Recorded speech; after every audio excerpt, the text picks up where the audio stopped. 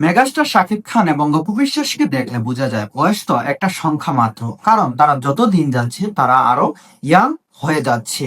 বুবলির ভক্তদের দাবি অপু বিশ্বাস নাকি বয়স্ক, শাকিব খান নাকি বয়স্ক। বুবলির ভক্তরাও বলে অপু বিশ্বাস নাকি বয়স্ক, বুবলির বোনেরাও বলে অপু বিশ্বাস নাকি বয়স্ক।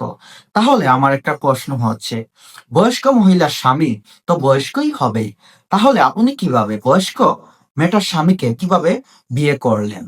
তাহলে একটা কথা এখানে এসে দাঁড়াচ্ছে, শাকিব খানের টাকা দেখে আপনি বিয়ে করেছেন? আপনি তো খুকি ছিলেন, আপনার কি দেশে ইয়াং ছেলেদের অভাব পড়েছিল? আপনি কেন বয়স্ক লোকটাকে বিয়ে করতে গিয়েছিলেন? এবার বিষয়টা এমন হয়ে দাঁড়াচ্ছে যে বুবলি শাকিব খানের টাকা দেখে শাকিব খানকে বিয়ে করেছিল, না হয়তো তিনি এমন মন্তব্য কখনোই করতেন না।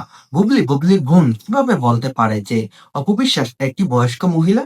তাহলে অপবিশ্বাস যদি বয়স্ক মহিলা হয়, তাহলে শাকিব খানও একটা বয়স্ক পুরুষ।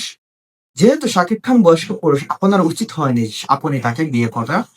আপনি চাইলে আরো সুন্দর কাউকে বিয়ে করতে পারতেন, কেন আপনি বয়স্ক মানুষটাকে বিয়ে করলেন?